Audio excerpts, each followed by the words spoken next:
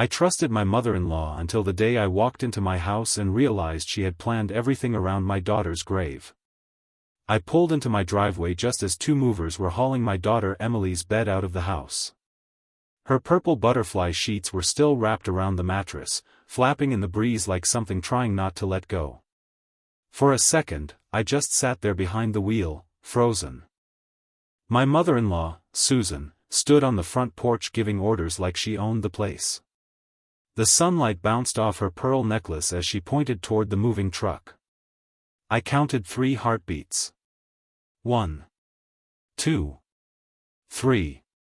That was all it took for the truth to sink in. Susan had planned this. She had waited for the one guaranteed window when I would not be home. Every week, same day, same time. My visit to the cemetery always took hours. She knew that.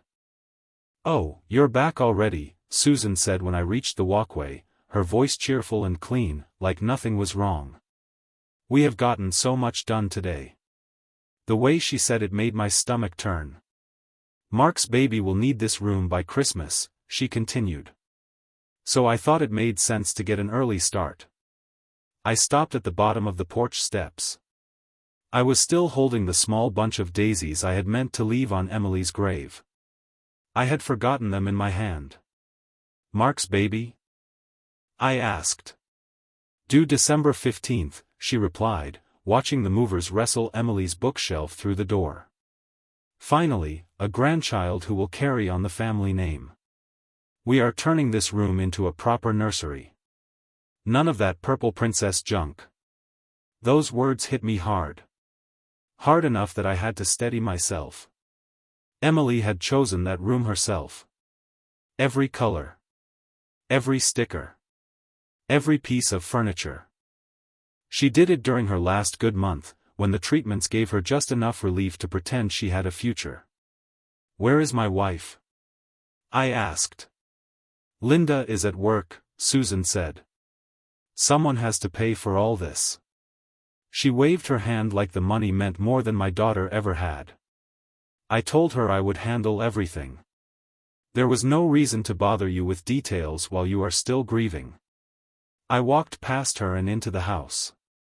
The living room looked like a storm had gone through it. Boxes lined the walls. Some were labeled "Donate." Others said "Trash." Emily's drawings were stacked near the door. Pictures she made during chemotherapy. Stick figures. Crayons. Hope.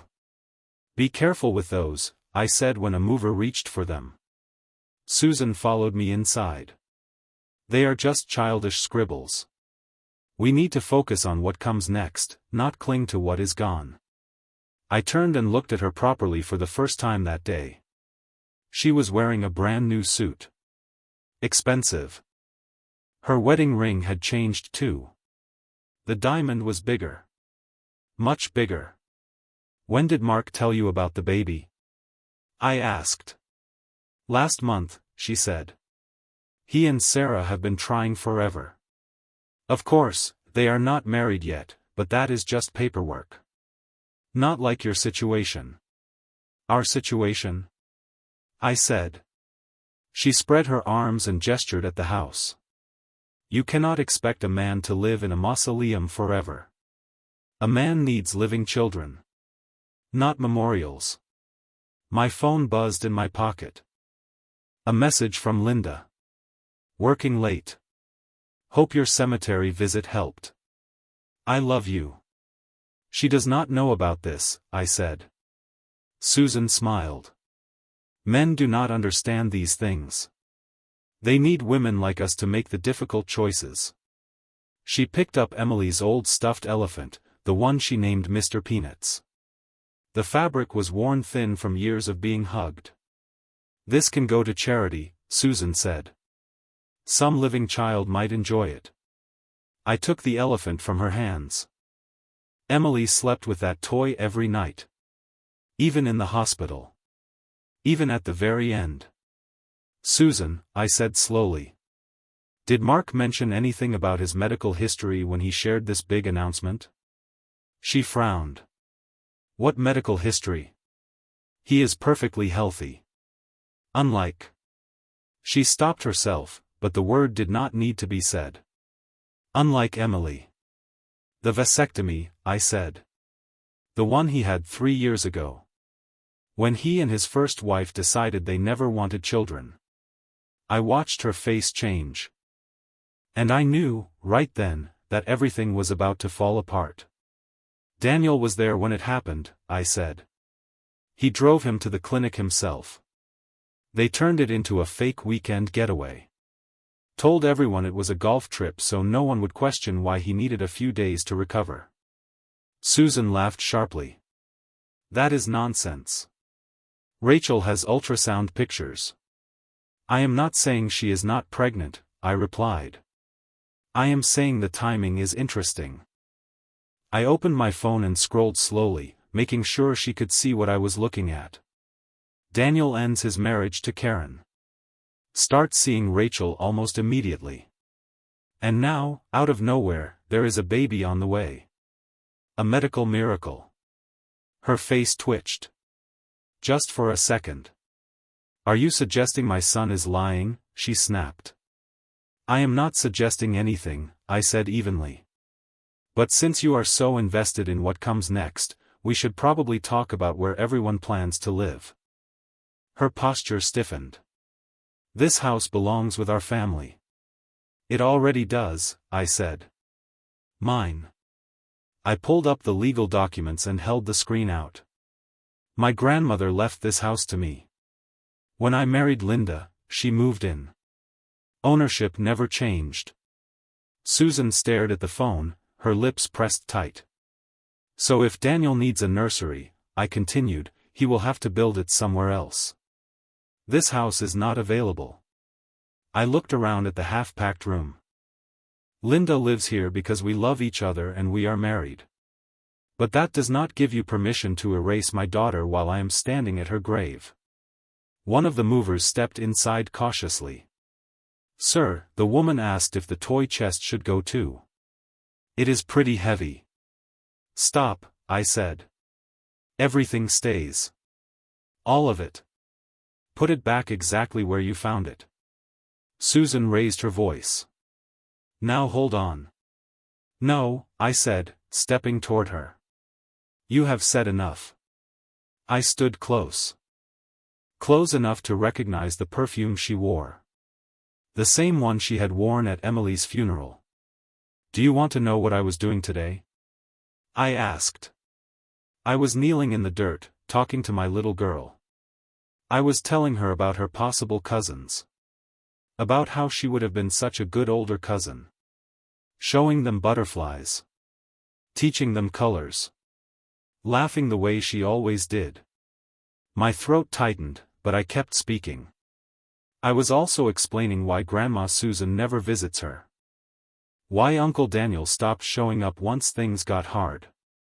Why we stopped taking family photos after she got sick. Because you said she did not look right without hair. Susan's face went pale. But yes, I went on. Let us talk about the future. Let us talk about a baby with a man who cannot have one, and a woman he barely knows. Let us talk about how fast you moved to wipe my daughter out of this house. I am trying to save your marriage, Susan shouted. This place is full of death. You and Linda walk around like you are already gone. She needs to move forward. She lost her child, I said. She was not even hers, Susan snapped. The room went silent. She froze, realizing what she had said, but it was too late. What did you say? I asked quietly. She was not Linda's blood, Susan whispered. I nodded. There it is. This is about blood, I said. Emily came from my first marriage, so she never mattered to you. Susan shook her head weakly. That is not fair. It is exactly fair, I replied. I let out a bitter laugh. Everything fits now. The smaller presents at Christmas. The way Emily was always placed at the edge of photos. The way you always introduced her as a stepchild instead of a daughter. Bloodlines matter, Susan said, desperate now. Daniel's child will carry the name. The legacy. I looked at her and felt something inside me finally go cold. And now, I said, you are about to learn what that belief costs. You know what else matters? I said, unlocking my phone again. Security cameras. I watched her blink. You noticed them when you came in? We had them installed after Emily got sick. Susan said nothing. She was scared, I continued. Scared someone would break in when she was too weak to run.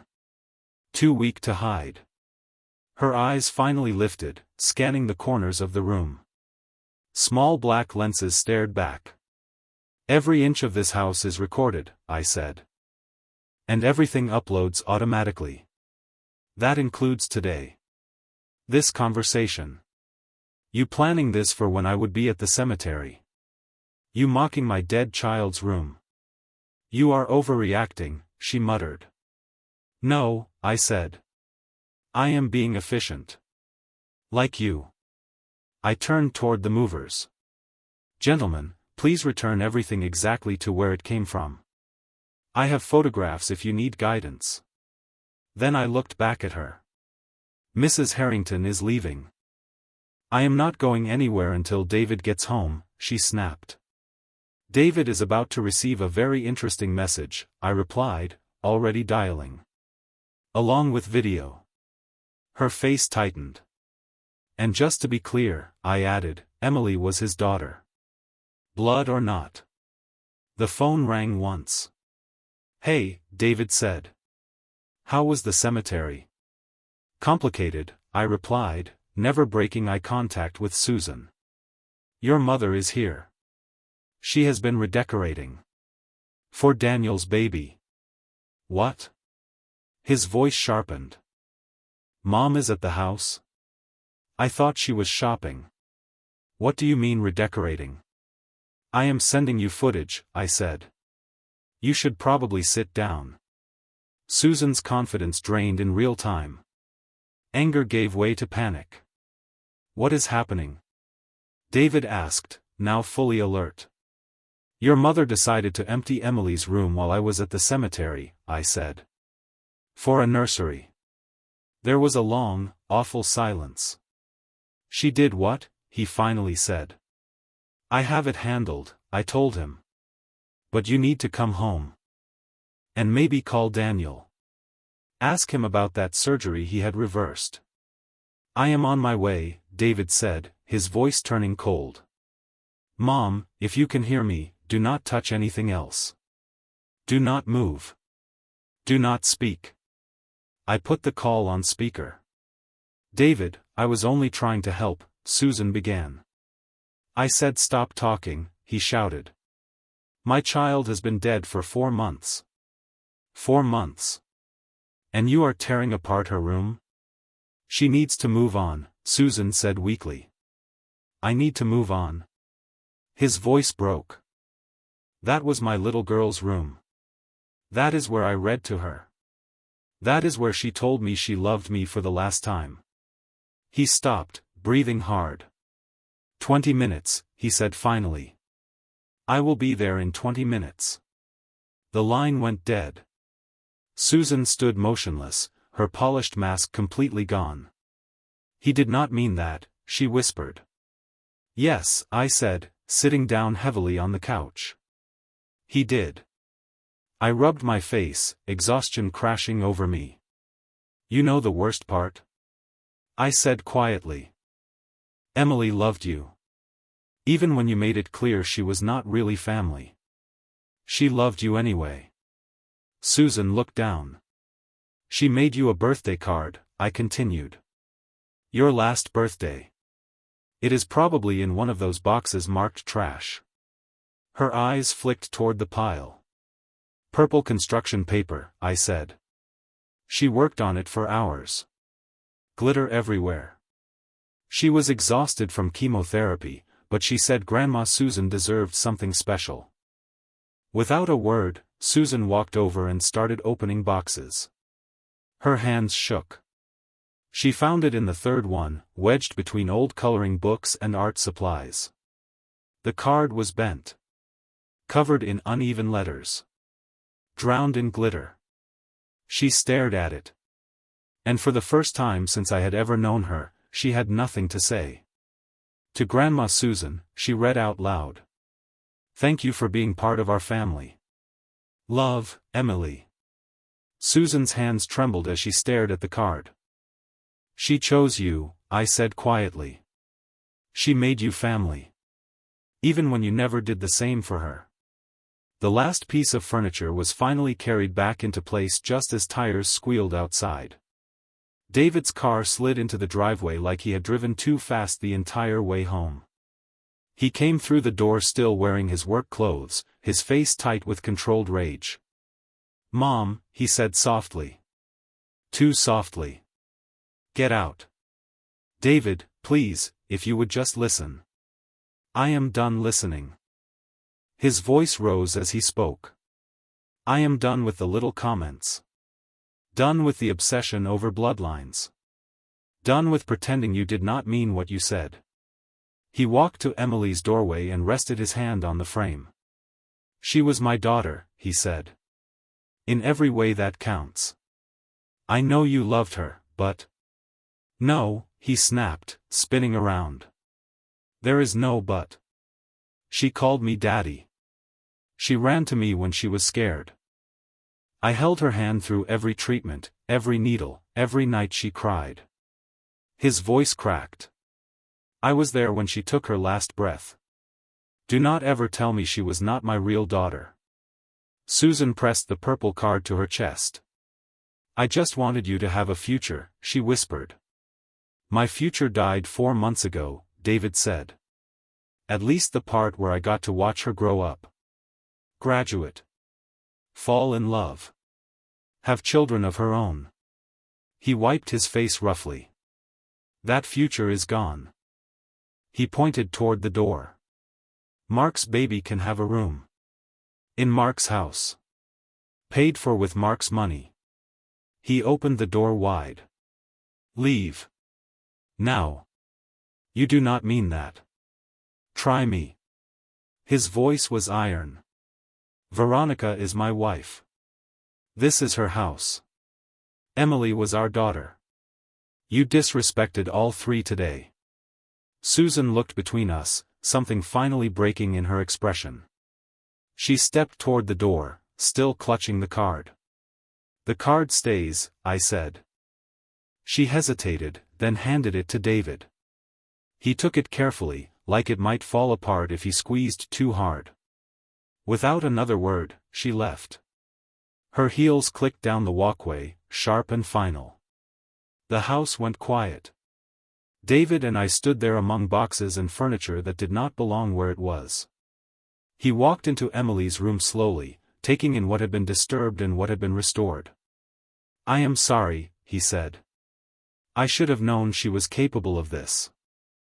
"You could not have known," I said. She talked about moving forward. About fresh starts. About Mark's girlfriend. He picked up Mr. Peanuts from the dresser. "I just never thought she would be this cruel." "What about Mark's baby?" I asked gently. David let out a bitter laugh. "There was never a reversal. I golf with him every month. He is terrified of being a father. Always has been." "If Rachel is pregnant," I said. "It is not his." I nodded. "Your mother is going to have an interesting holiday. She can spend it with Mark and his miracle baby," David said. "We will not be there." He pulled me into his arms and held me tight. "I am so sorry. She had no right." We spent the rest of the evening fixing Emily's room. Every stuffed animal. Every drawing. Every book returned to its proper place. David rehung the butterfly mobile Emily made during art therapy. As the sun sank, the room filled with soft purple light. We sat together on her bed. The room still smelled like her. Strawberry shampoo. Vanilla lotion. Childhood. She would have been an amazing older cousin, David said. The best, I agreed. She would have taught them about butterflies. And rainbows. And how to make the perfect glitter card. He smiled through tears. Even for grandmothers who did not deserve them. My phone buzzed. A text from a number I did not recognize. "This is Rachel," the message read. "Mark's girlfriend." "Can we talk?" the message read. "There is something you need to know about the baby." I handed the phone to David. He read it once, then again, and let out a slow breath. In that moment, he looked far older than 35. Like someone who had lived several lifetimes in a single year. "Tomorrow," he said quietly. "We will deal with that tomorrow." So we did not answer. Not that night. Instead, we sat together on Emily's bed, surrounded by lavender walls and paper butterflies, holding each other in the quiet space between loss and whatever comes next. No plans. No explanations. Just breathing in the same room our daughter once filled with laughter. Outside, Susan's car was gone. The driveway was empty. But Emily's purple card rested on the dresser, still dropping flecks of glitter like tiny sparks of light. Proof of a little girl who loved freely, even when that love was not always returned.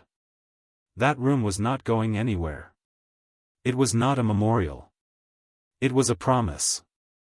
A space protected in a home that belonged to us. In a family we built by choice. For a daughter who was real in every way that mattered. And if Susan ever came to understand that truth, it would be a miracle far greater than any questionable pregnancy or forced fresh start could ever be.